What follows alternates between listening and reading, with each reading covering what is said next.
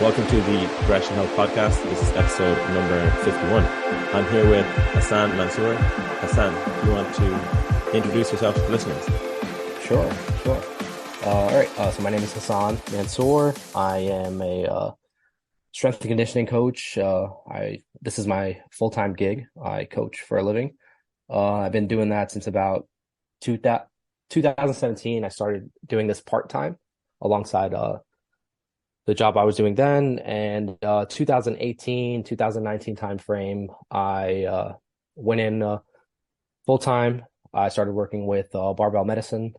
And that's been what I've been doing since then. I also a competitive powerlifter. I've done some weightlifting. Not only an online coach, but I work with folks in person regularly still. Yeah, that's about what I do. Great. Yeah, it was like, make sure you say the point that you're a practitioner as well as like an educator, you know? Yeah. I love when people have the coaching, but also they're in the trenches as well. That's like a really good mix to have. Yeah. So, I kind of fell into this. It was kind of like a late thing. I hadn't planned on being a coach. I was actually working in like project management, construction, kind of like a medium-sized company, and I thought that was what I was going to do. But I started training in this like CrossFit-esque gym, and I started picking up like just some like part-time things and helping people with their programming or their training. And pretty soon it was like, okay, this is getting to be more than like a part-time job. I would leave work at like 4 or 5, train, then have some, like 1 or 2 sessions with folks. And then pretty soon I was leaving the gym at like 11 o'clock and closing up the gym myself. I was like, okay, well, this is getting to be a bit much. And then once I got the opportunity to coach full-time, I was like, yeah, I think I'll do that instead. So that's how it came to be.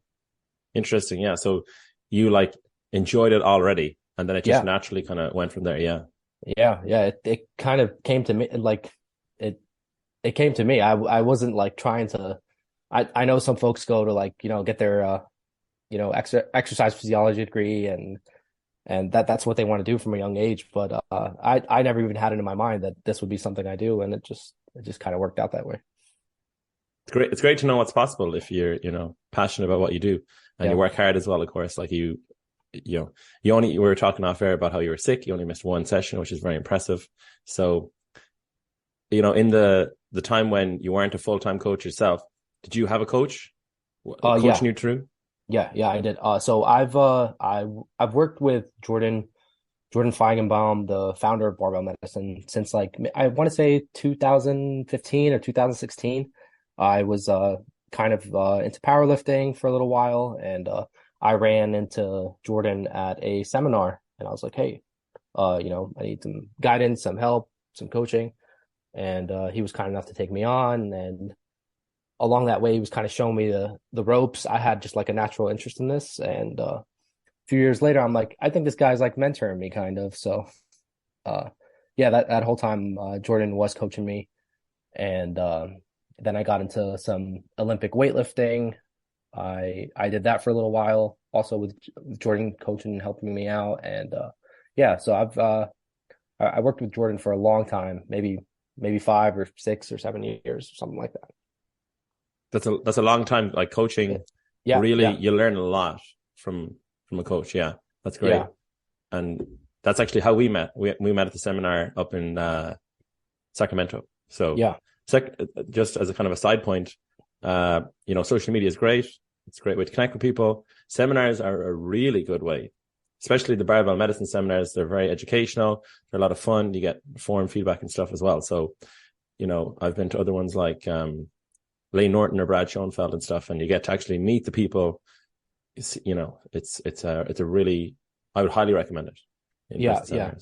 That's something that I actually always recommend to people. One of the this is a really common question. I'm sure you've gotten this before. Is people come to you and say, "Hey, what book can I read to learn how to coach?" Or what text can I read that will just show me how to coach and how to program? And like, I always have some stuff in my mind. I'm like, hey, I mean, like, tell me what interests you, and I'll kind of like direct you. But I think getting some mentorship or going out and just meeting people, whether it be at seminars or like educational courses, I really think that just opens up like a whole new world for people that they can't really get from just either, just online courses or textbooks or something like that. I think that stuff is great. I think they should do it, but I definitely think mentorship or just going out into the world and seeing how people practice is really a huge benefit. Yeah, absolutely. Yeah. Literally what you said is seeing how people practice. So two little anecdotes I can remember is when I was at Lane Norton's seminar, he was there, and then it was time to have lunch, and I was like, it'll be interesting to see what a sort of a person like Lane, like a bodybuilder, has. And he was having the Diet Coke, and I was like, oh, he kind of practices what he preaches to kind of follow his macros and stuff. And then I remember at the Barbell Medicine seminar, all the coaches, as much as they could anyway, were getting their workouts in, even though it was a long day, even though they were traveling, even though they were working. And I was like very impressed by the fact that like, even, just they were doing stuff like 20 minutes, just doing whatever they could. I was like, that's how you stay, that's how you stay fit for life, is just making the best of a tough situation, practicing what you preach. So it was a really good example of like, yeah, this whole fitness thing, it doesn't have to consume your life, and you can make it additive or supplementary kind of to your life in a way that it's not obsessive, it's actually enjoyable. Yeah, absolutely. Well, also what you're seeing there is people who are highly motivated to do what they do because they're getting rewarded for that. For some, that's definitely not the case. So us coaches, we make a living doing this stuff, so I think it's like a positive feedback loop. But the other side of that is, if someone's not coaching, if they're not in this field, and exercise for them is just something that they have to do for their health, it's like, here, take this, this is your medicine or something like that. They might not have that same attitude, and you still gotta meet those people where they're at. So yeah, exactly. That's something I often think about with clients, or just for example, your former self working as a project manager, and it's like maybe kind of an iteration of yourself where you weren't as passionate, and going to a seminar, that's huge passion as someone who's not directly working in the field.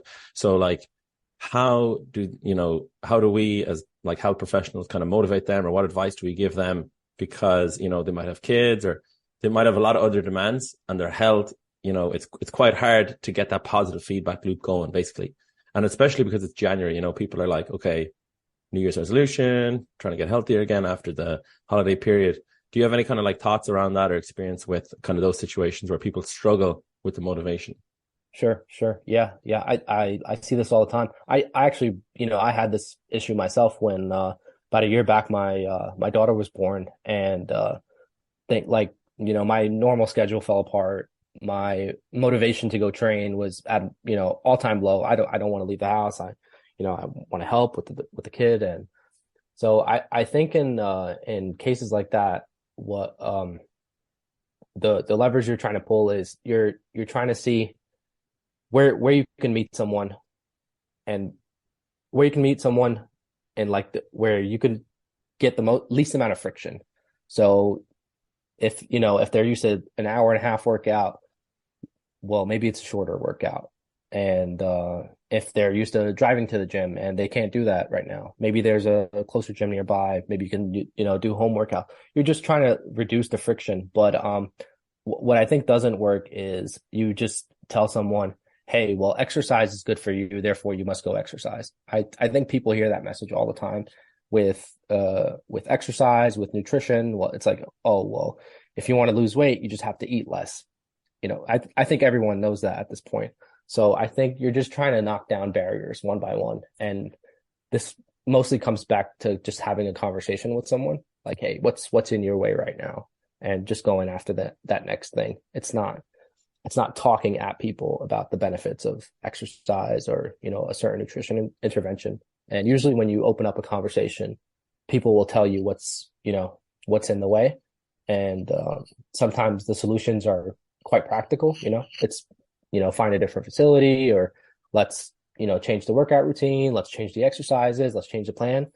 But I think the big thing is being willing to have that conversation and ask people what their what their challenges are, because it's different for everyone. Sometimes it's time, sometimes it's just access.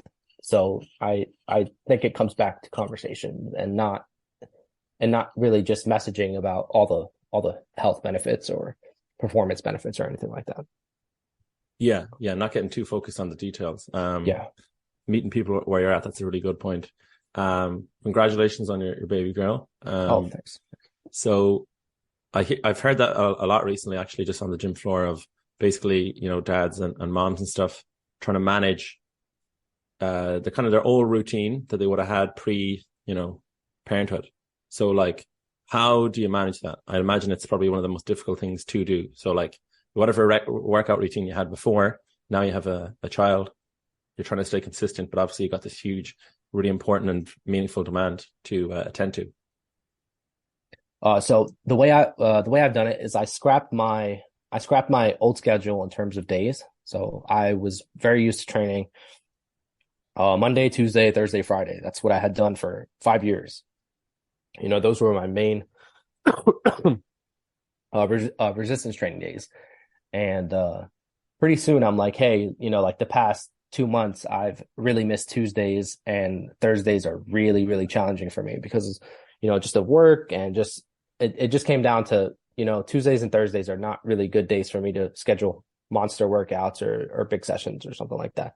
And for me, it was that simple. It was just a schedule thing.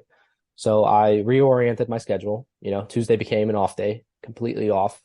It's when my wife has her kind of like hard day at work. So it's important for me to be here pretty much the whole day. And so for me, it was just simply a scheduling thing. Hey, I can move my schedule around. I can, reorient my schedule around my life demands, not try to make my life fit my, exercise or training schedule. And I know that probably sounds like a small thing, but for me, it wasn't a small thing. It was like, hey, this is my schedule. This is what I've done for so long. And just making that schedule change made it so much easier to just get out of the house on the days that it mattered, because it was like, all right, now this is off my mind. This is, these couple hours are me time, and I can go do what I do. And for some people, that's not, that's not like a small thing. I talk to plenty of clients where, their work schedule kind of like dictates what they can and can't do day in and day out. So I think, yeah, you just got to have that conversation and see what the barrier is.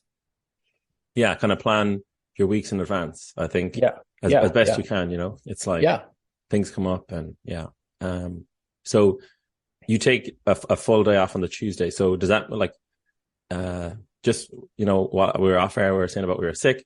My own coach was telling me, okay, you're sick, you can't exercise, focus on your nutrition. You can focus on other things, right? So it's like, I'm sure you weren't taking it completely off, like, what kind of like sort of fitness things were you doing, or fitness habits were you like maintaining or focusing on if you weren't working out, if any?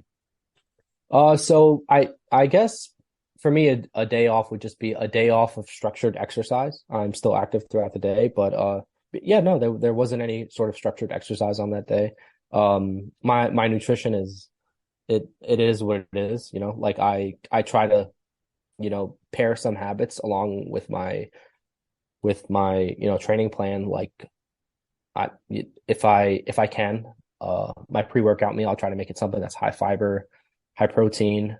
It's just my way of saying, like, oh, hey, this is my pre-workout meal. And it's an excuse for me to sneak in some healthy food throughout the day. So stuff like that is just stuff that I've always done. But yeah, that's what it was. Just a day off. Yeah. I like that. No structured exercise, but you still get other movement in, which is a very healthy way to live long term. So something I'm thinking of just in your situation where time's limited and you have to switch your structure around, and because your background is like powerlifting, could you really strip a weekly workout plan all the way down to like, the studs, and basically have 3 workouts a week of, I just go in and I do squat, I just go in and I do bench, and I just go in and I do deadlift?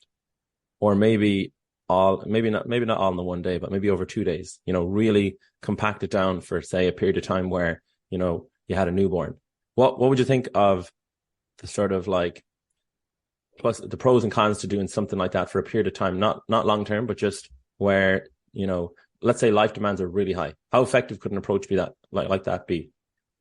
I think this would come down to the individual and just exactly what they could do on those days.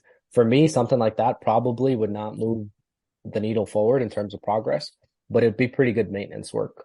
That's probably what my workouts look like for the first 2 months after our child was born. But I think you can do something like that. But the closer you are to kind of pushing the envelope from a performance side of things, then there's probably a trade-off that has to be made in terms of, you know, how much training time you're putting in, how much resources you're pouring into driving progress. I do think something like that can be a good plan to meet physical activity guidelines for resistance training. You can definitely do that in 2 days, you know, full body workouts and hit all major muscle groups twice per week.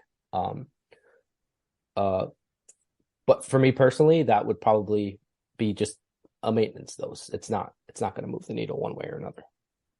Yeah, it's like we'd have to keep expectations lower. So yeah. I mean, sometimes maintenance is good enough, right? If you're playing defense, that's not bad. Absolutely, yeah. So something that comes to mind as I hear this in the bodybuilding circles is that if you're doing a show and you have to prep and stuff, you want to have like your life stress as like low as possible because it's so demanding. So I'm thinking kind of similarly, you know, if life stress is really high and you can't make progress, is it useful then, you know, just a maintenance phase, like, you know, when you have a newborn, is it like, okay, we'll just keep the expectations super low. We'll just maintain. We actually cannot progress in this period of time. Or like, is it unreasonable to expect to progress? So like when life stress is really high, is it unreasonable to say, is it unreasonable to have a goal that you're going to like improve your squat or your bench or deadlift? I think probably this depends on just how much time you have to actually do the training that you're used to, or the workload that you're used to. If life stress is really high for a day, probably doesn't matter, you know. But if you just have strict time limitations, then I think for the benefit of the athlete, maybe shifting expectations for a little while is not such a bad thing.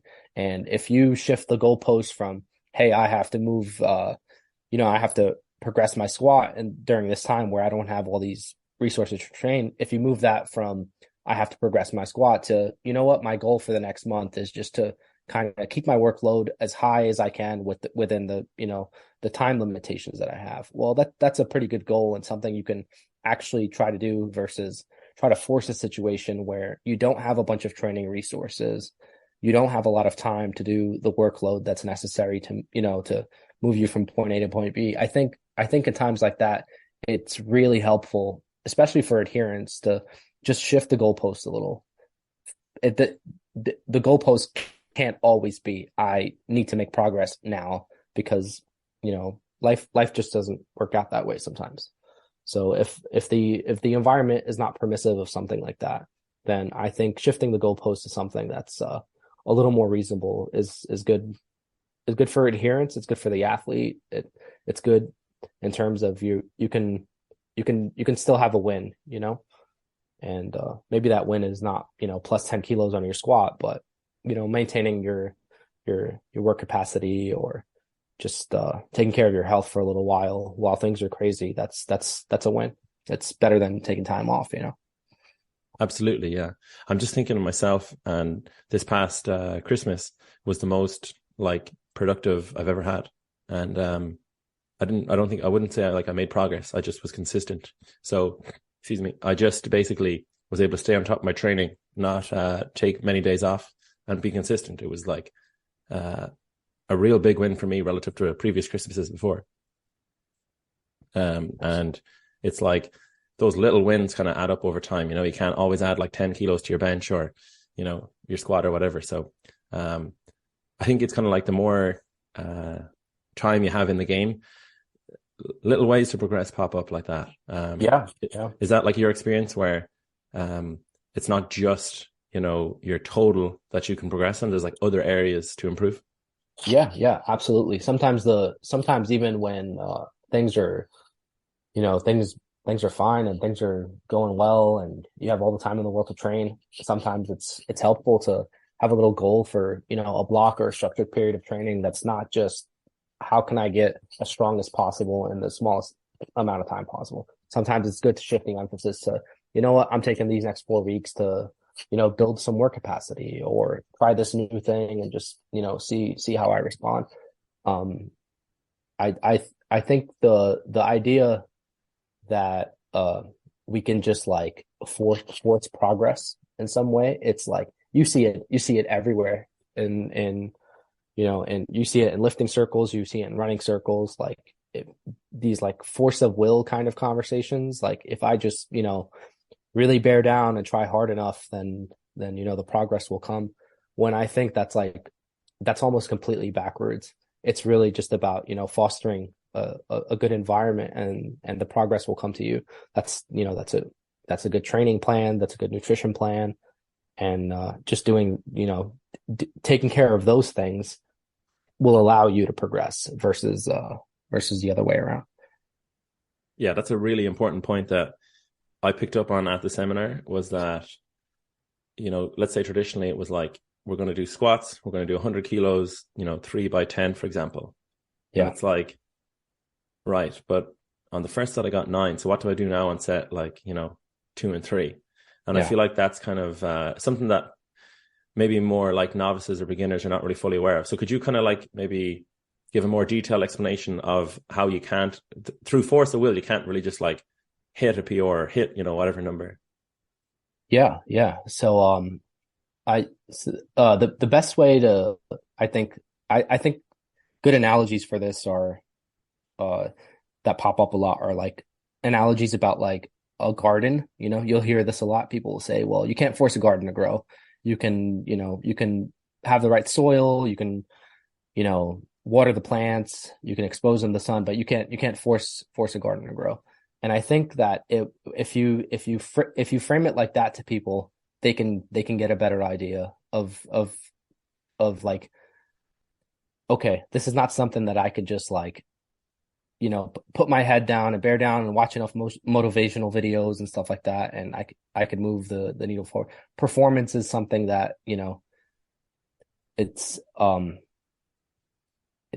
I think those things are motivating when you see them, and when you see someone like overcome huge obstacles and you kind of see that performance at the end. But I think those things are special and exceptional because it's really something that's it's special when you see something like that, when you see a major competition and someone goes above and beyond what you thought they were capable of. But training day in, day out should not be like that. Training should be something that kind of just nudges you forward, nudges you a little closer to where you want to be. But it's not the training stress can't be something that's like forcing you in one direction or the other. It's almost like it's lending a hand and pulling you along. So I've heard Steve Magnus, a running coach, describe it as training should just like embarrass your body a little bit. Each time you go to train, it's the stressor that just kind of asks a little more of you and just kind of embarrasses the body a little bit. But it's not something that's so overwhelming. It's not something that's so hard that it can't be repeated long term. Because I think if you talk to any strength athlete or any endurance athlete that's at the top of their game after, a long, hard career, I don't think you're going to hear like, oh, you know what? It was that one workout where I tried really hard, and that's why I'm where I am today. It's usually a long career of consistent training, and most workouts were just normal, not so hard that they overwhelmed you, and not so easy that they didn't do anything. But it was just good, constant quality work over the long term. And I think if people approach their training like that, it'd be much more enjoyable. It's much easier to come back to each day. And I think just much more productive in the long term. Yeah, you can keep coming back and showing up. Yep. And yeah. A description for running that I've heard of is that, like, on race day, you get to show off all the training you've done in the lead up before. It's not right. You're not going to pull out like 150% performance on race day or even meet day for a powerlifting meet out of just the sky, like out of nowhere. It's going to be all the training you did in advance. So just going back to that point, and your training should embarrass you. What kind of like intensity? How would we kind of quantify, how much we're working in a session to know we're doing enough to kind of, facilitate growth, but not force it? Because, from what I gather, we don't want to force growth and kind of wreck ourselves every session. We want to be able to show up consistently. Right. So I think the idea of a minimum effective dose, I don't think that quite gets it. I think I think what you're looking for is training stress that's not only it's not only productive for the lifter, but it's something that's repeatable over a long term. So it's not overwhelming in like an acute sense. Like, you don't do this workout and it's, the session RPE was 10 and I'm tanked for the rest of the week. The training stress should be that the workouts can flow, from day to day in a week, from week to week in a block. And, if most workouts are kind of like they're, I hesitate to say comfortable or easy, but they are, they're tolerable. They're not overfacing you. And that's not to say there's not value in very hard sessions or very hard workouts, but to accumulate enough volume, I think that the intensity should be that one workout can flow to the next without obvious, debilitating soreness or, just crashing levels of motivation. So I think there's like intensity parameters for strength training where, you kind of make up most of your volume work is in that, 65 to 80% range. And that's kind of like a running analogy would be, that's your easy runs, that's your reps. That's where you're staying, further away from failure. You're accumulating it. It's an intensity that's low enough that allows you to accumulate a lot of volume. So I think that being the base work is easy. And then you can play with set counts, you can play with frequency to just find where an individual's, doses. And then there's value in also short, periodic, very hard training, but I think that it's there's this continuum. It can't be very hard and high volume, and it can't be, super easy and the dose is so low that you're not doing anything. So I think those are good parameters. I always like to ask about my lifters about how their workouts are flowing from day to day and how they're feeling on certain weeks. And if you could build a rhythm where you're getting good, consistent training day after day, week after week, then I think you're moving the needle forward in terms of progress. I think you can be pretty sure that the dose is correct. Yeah. I really feel as though you're kind of saying, be intentional about what you do in your training, like from, the macro level to like the micro level in the actual session. Is that something that you kind of work on with your clients, where it's like you have like a specific goal that you're working on, or maybe a specific lift, or maybe for a specific period of time, you're trying to like, go higher volume or lower volume or, higher strength? Is that something you look at?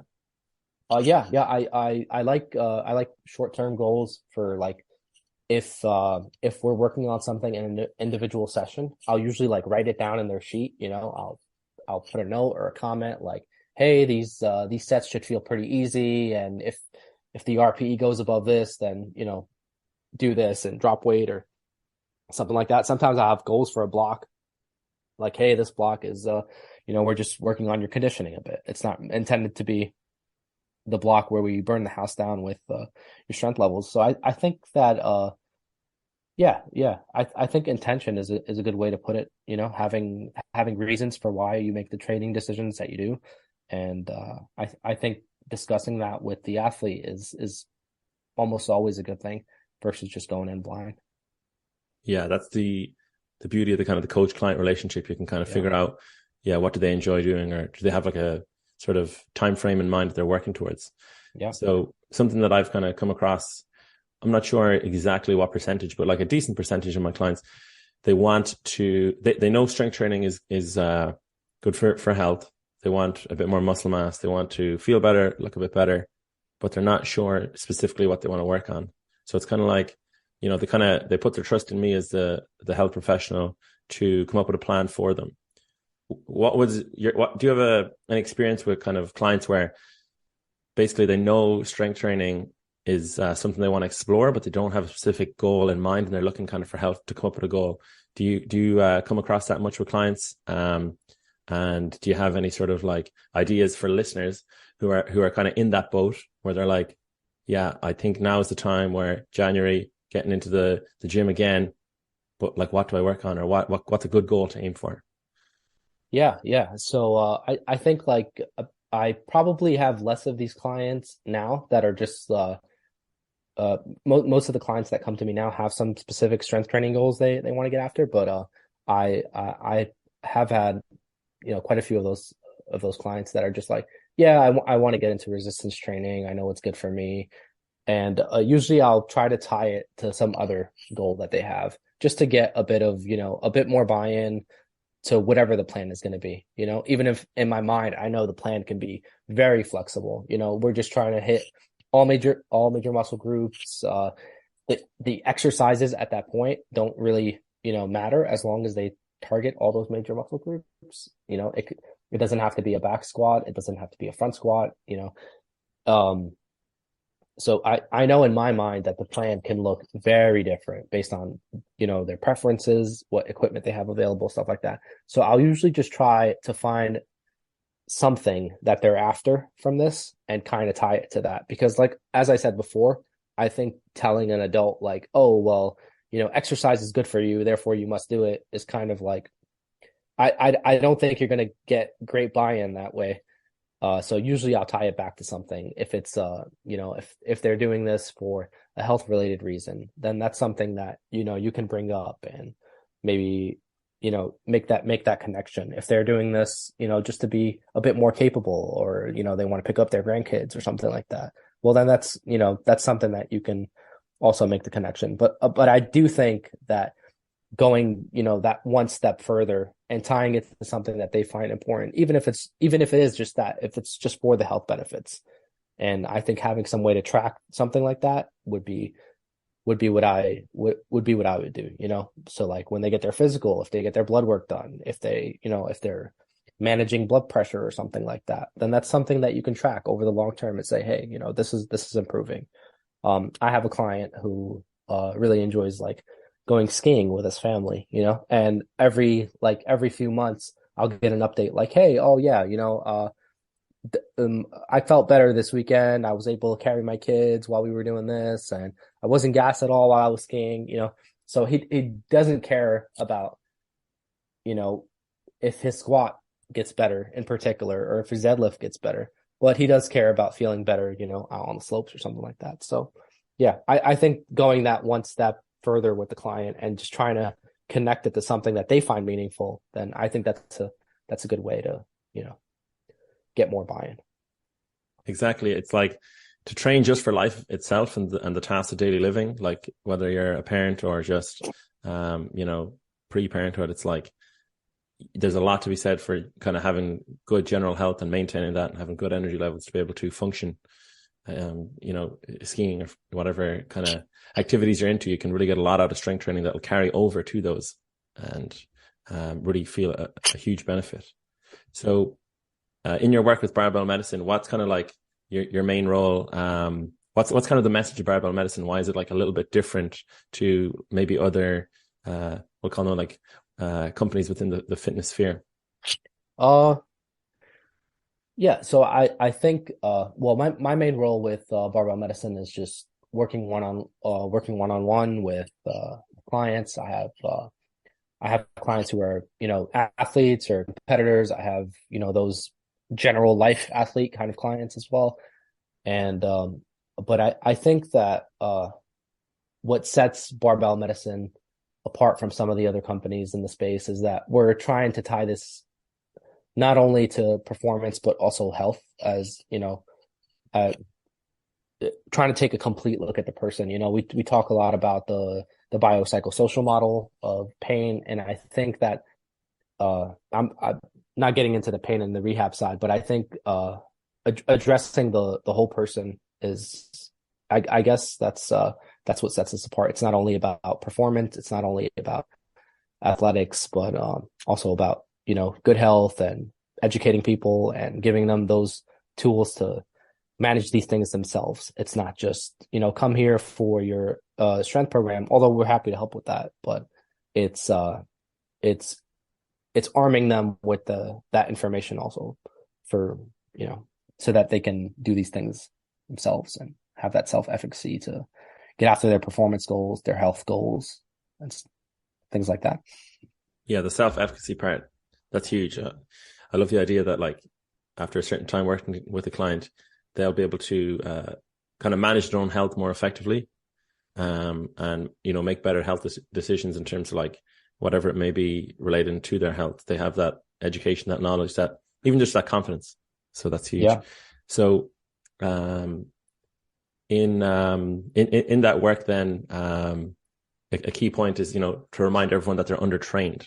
So what's kind of the current state in terms of like the general population in America? Like let's just assume that someone has no idea on how much people should be training, or what kind of percentages of the population are doing enough training. In your opinion, like, are most people healthy enough? Is there huge room for improvement? Is there enough people getting to the gym? Like, I'm kind of in the thick of it, being a trainer myself. So I feel like everyone goes to the gym, but that's obviously because I'm there all the time. If I was on the outside looking in, maybe I'd be like, yeah, no one really goes to the gym. So yeah. Can you just talk a little bit about that everyone is undertrained, as Barbell Medicine sees it? Yeah. Well, did you pull that from my bio? Yeah. I'll have to go in and edit that. But yeah, well, technically it's true. A large portion of the population, the majority of the population does not meet physical activity guidelines. So, and those are, if I told you the physical activity guidelines for training, it's for resistance training, it's training all major muscle group, all muscle groups twice a week. That's what it is for resistance training. And for aerobic training, it's 150 minutes to 300 minutes of moderate intensity aerobic activity, or anything that gets your heart rate up, or quote unquote cardio. And so a large majority of Americans don't meet those guidelines. So and it's not because the guidelines are not there. They've been there for a long time. I think you can run into anyone on the street and they'll name some of the benefits of resistance training or cardio or aerobic training. It's not that people don't know that this stuff is good for them, but I think there's a larger conversation that needs to be had about access, or making this stuff more accessible, more practical to everyone. So I think that we're kind of privileged in the space in that we get to see people already who are highly motivated to exercise, to train. And like you said, you think everyone trains because you're at the gym and you see people there all the time. But that's really not the case. And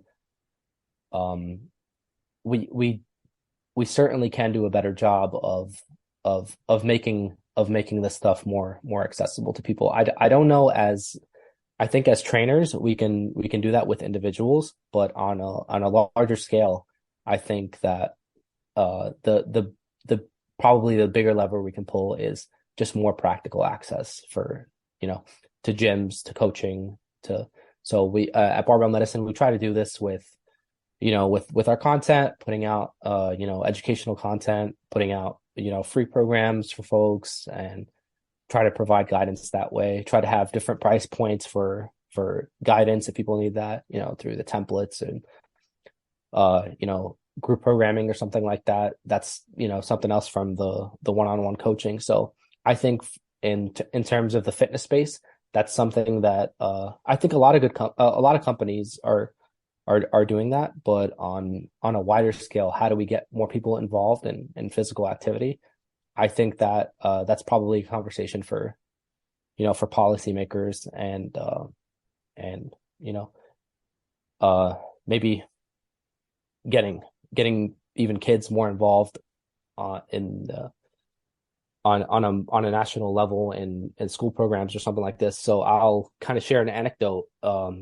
Where I grew up, it was very hard to get access for places to play ball or even get access to a gym or something like that if you weren't on a structured like team, for school or a paid team or something like that. And schools outside my neighborhood, that was not the case, and people that in schools where kids had parents that were, a little more well off, kids regularly had access to, to facilities or something like that.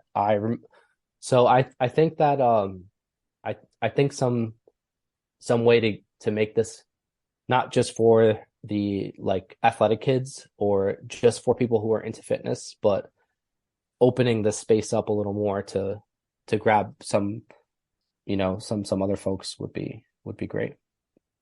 Absolutely, yeah. I'm like a firm believer that maybe not everyone can be like, the next LeBron James, but you can get a lot out of exercise, like those, correct me if I'm wrong, but like 2 workouts a week, full body, you could do. So if you did that for long term, like 40 weeks of the year for, a few decades, you would see a real good quality life from that. Yeah. So am I right in saying that like when you were growing up, you didn't have the access you would have liked to, activity, and you felt maybe you could have done better, had you had more access to different physical activity options?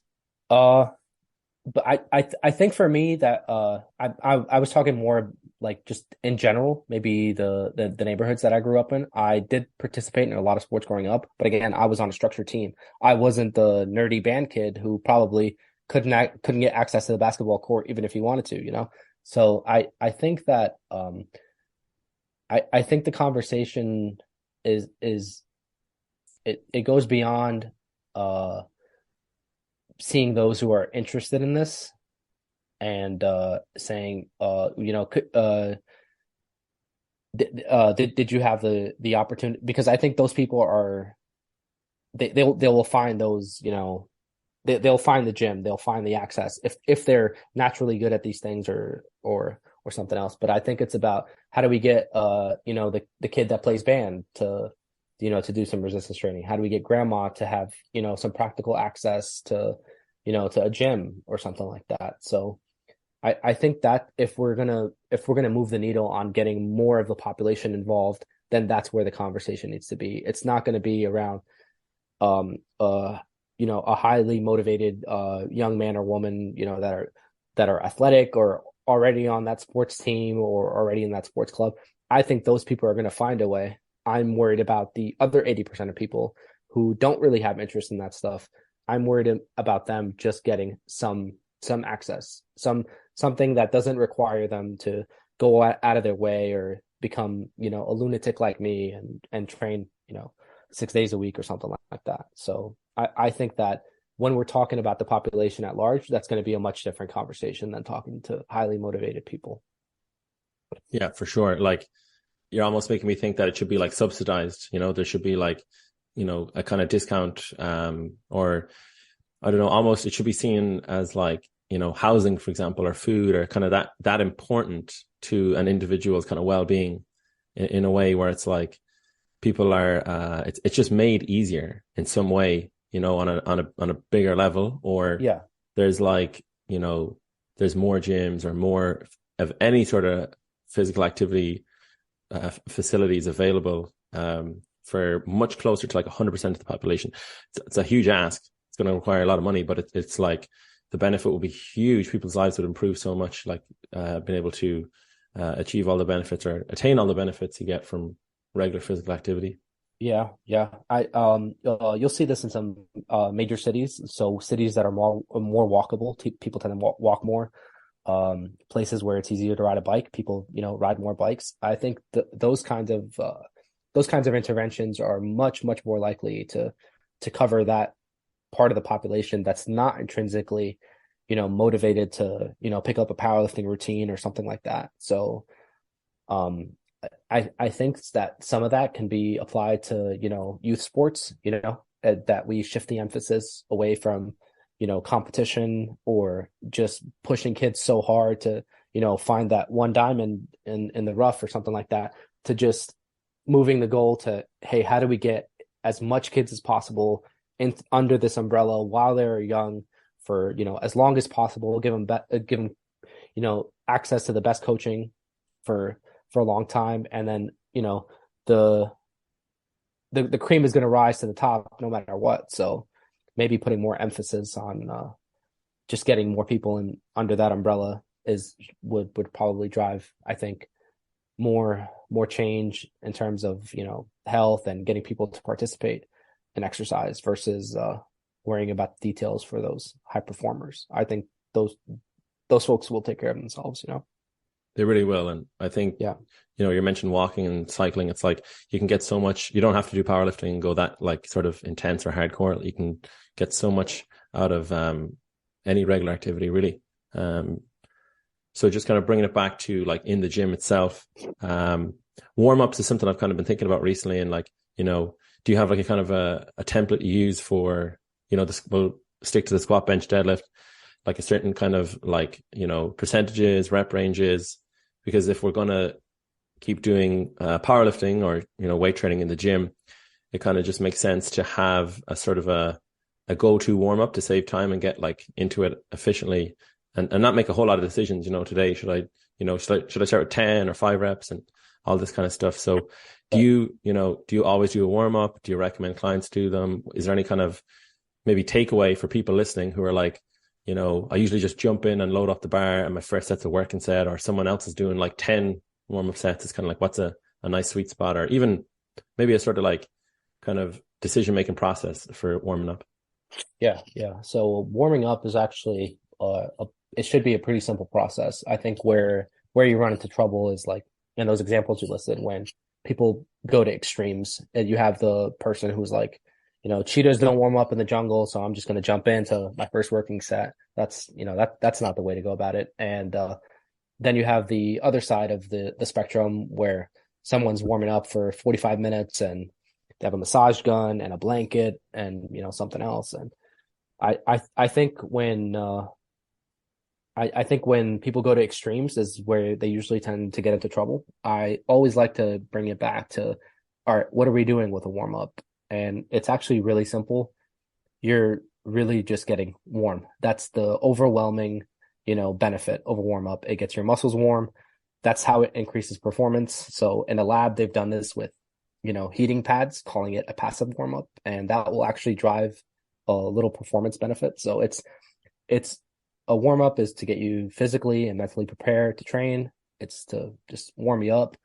And I usually like to make them fairly specific to the task. So if we're going to squat, the warm up is going to be, some lighter squats. So that could be, if someone wants to start with a body weight squat, that's perfectly fine. If someone wants to start with an empty bar for a few sets, that's perfectly fine. You're just moving those muscles through very similar ranges of motion. And you're just getting some easy movement to warm you up before you take some steady, even increments up to your working sets. And I think that if people stick to those guidelines, just try to make it, fairly specific to what they're about to do, not have it take long, and just keep the focus on using the warm up as a chance to warm themselves up and prepare them for the work ahead, then it's kind of hard to mess it up, because really any kind of, light body weight movement or movements with like a lighter barbell, with an empty barbell will warm you up. So whether you do, a complex of RDLs and overhead presses and some front squats, that'll warm you up. If you're warming up for your deadlifts with just some empty bar RDLs, that'll warm you up. If you're warming up with squats with some body weight squats or goblet squats, and then you touch the bar, that'll also do it. So there's plenty of ways to like go about it, but they all kind of get at the same thing. but the extremes is where people tend to run into trouble. So that's usually what I steer folks away from. Like, yeah, you probably don't have to foam roll for 20 minutes before you start doing what you're going to do. So that's yeah. So I do think warming up is important, but it shouldn't take you forever. Yeah, it should be efficient, and yeah. You can save a lot of time by not foam rolling, in my opinion. And with warming up, so like, is there a certain kind of intensity that you would say, right, we want to stop at this point? Maybe kind of like some specifics. I'm trying to come at it in the wrong way, I feel like, but I like your point of view, just trying to get, your body warm, get your heart rate up. But is there any sort of rough guideline you could throw out there? Yeah. So for I guess this would be after the get you going warm up, just the first couple empty bar sets. I like to make the jumps relatively even, so they're not first tiny jumps and then you're taking large jumps in weight. So I'll have that be the guideline. In terms of percentages, I can spit out some percentages, but I always hesitate to do that because then people think they need to load that exact percentage or else it's not going to work. But I think like, something like 30% for the first warm up, 50% for the second, and then maybe 60, 70, 80%. So you could see how it's bigger jumps at first and then just steady jumps all the way up. You want to make your first few warm ups, maybe those will be bigger jumps than your last warm up before your working set. It should be maybe 3 to 5 sets total up to your working sets. So if you're a very, very strong individual, that's probably going to be a few more warm-up sets. And if you get to your working set weight a little sooner, that might be 3 or 4. But the idea is to make them even. A lot of people will naturally do this because of the plates at the gym. So 145 at a time, and then when things are getting a little heavier, they'll add a 25 or a 10 and then a 5. So I think it's hard to mess that up unless you're doing something that goes against those rules. Make them steady, limit them to 3 to 5 after your empty bar sets. Take bigger jumps first, smaller jumps later, and that will get you 90% of the way there, unless we're talking about very specific kind of like meet strategy kind of warm-ups or for singles or something like that. In which case, I'll just go on a case-by-case basis and give people some structure. Yes, and I feel like depending on how your plan has been laid out in advance, if you're at week 1 versus week 8, for example, it might change a little bit. And also those percentages you gave, like let's just say 30, 50, 70. Let's say you're in week 1 and the weights you're using are relatively lighter. That 30%, that 50%, that's going to be lighter than if you're doing a single in week 8, for example. Is that fair to say? Yeah, sure. Yeah. I think usually kind of like ballparking what your working sets are going to be, or if you have that planned already and working backwards from there, that will usually get you close enough. There's no perfect way to come to a working set weight, as long as you adhere to those things and gradually work up to it. Yeah, kind of like you said earlier, like when dealing with the human body, like we're just going to take whatever's there. Like we can't really force an outcome on it. So you just have to take whatever is there on a given day. Yeah. If you ever get a chance, there's a really cool video out there on YouTube of Usain Bolt warming up for one of his I think it was like a PR race or something, and it goes through his entire warm up from like walking out of the locker room onto the track all the way up to his PR performance. And if you looked at how simple it was, it would kind of drive you crazy. And you could see all these other athletes behind him doing all sorts of fancy things. And he really just starts off with like, just a little bit of jogging. Then he runs a little faster. Then he does some starts, and then he, runs a little faster still. And then he goes out and races. And that was it, And if that approach was good enough for him, then I think it speaks for itself, That's another point I was thinking to make is, individual preference, what you enjoy doing. So not just like blindly, this is the warm up I do because I think it's the best because, Usain Bolt or Hassan mentioned it. It's like, actually, I enjoy doing 30%, 50%, 70%. It works for me. It's part of a plan. I've thought about it. Yeah. That'll work. So Hassan, I've taken enough of your time. Is there any kind of final message you want to wrap up on, or let people know about anything you're doing that's coming up? No, I think that covers it. I am planning to put out a little more content this year on my Instagram. I started the other day with my colleague, Coach Ben. You can find him on Instagram as well. And I think that that's kind of the plan for this year, to just put out a little more educational content for everyone, and hopefully stay in the loop a little better than I did last year. But if anyone wants to find me, head on over to barbellmedicine.com. I can share my email if anyone wants to contact me. That's about it. Yeah, I'll attach